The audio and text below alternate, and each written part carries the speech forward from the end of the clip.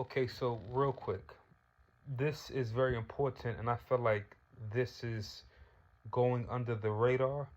Definitely something to be mindful of, and I feel like a lot of people don't know or are unaware of what took place in the past week or two. So, background, there's been a lot going on in the regional banking area or industry, right? Now, the regional banks are smaller banks compared to the, let's say, larger banks such as your JP Morgan and Chase, right? JP Morgan and Chase, the two merged together. That's how you got those two.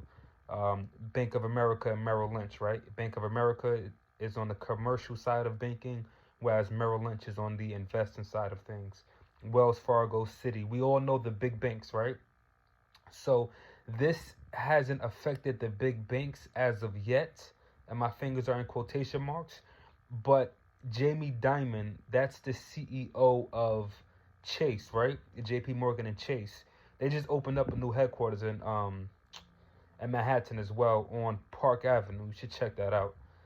But nonetheless, I brought up Jamie Dimon because he said that when you see one cockroach, usually there's a lot more. Now, that particular quote is floating all over Wall Street. You ask anybody who's truly involved in the financial realm of things, banking, etc., they know that quote and what it means, right? And I say all that to say, essentially, there was a lot of bad loans that were written off, right?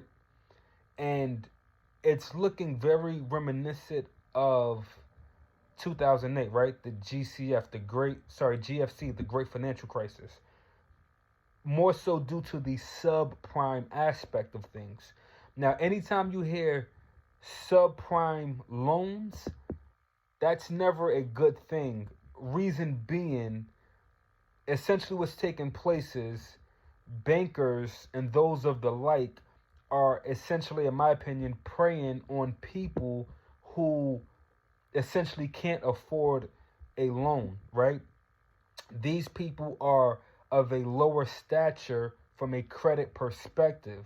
Thus, that's why they refer to them as subprime loans when dealing with them, right? Now, with that being said, that's essentially what took place in 2008, right? During the Great Financial Crisis. A lot of those houses were um, given to subprime borrowers, right? Again, people of a lower credit rating. And I gave you all of that just to bring you forward to today and what's going on. And I'm going to read this article from Bloomberg, and it gives you a great synopsis of what took place. Okay. So, how did this latest mini crisis start? The bad loans reported by Zions Bancorp and Western Alliance Bancorp this week can be traced back to the bankruptcy of a commercial real estate firm in Southern California. Okay, so Zions Bancorp and Western Alliance Bancorp, those two are regional banks, right? Again, regional being on a much smaller level than commercial banks or big commercial banks as we know, right? Okay, so in a lawsuit filed Wednesday, Zions listed 16 addresses of properties pledged as collateral to more than $60 million loaned to an investor group. So when they say collateral, all that collateral is essentially I want to purchase something for you, or we have some sort of business dealings, right? And just to be on the safe side, right?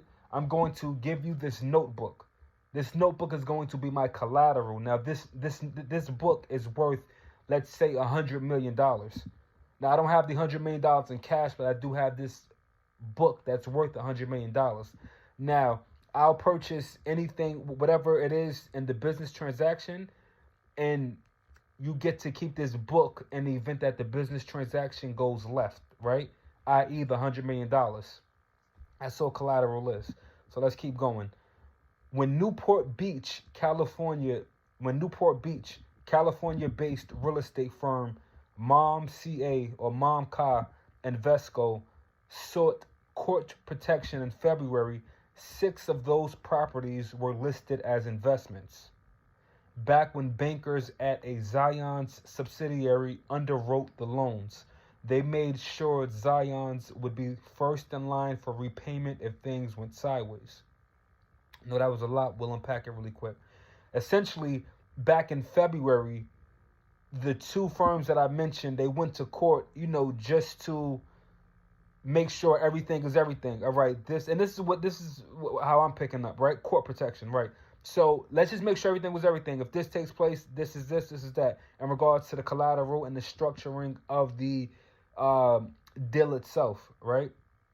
So when you say back when bankers at Zion subsidiary underwrote the loans, when you underwrite a loan, you're essentially making sure you're crossing your T's and dotting your I's. You're making sure everything is everything, right? Everything is sturdy with the loan. That's essentially what underwriting means when it comes to loans. Let's keep it going, right?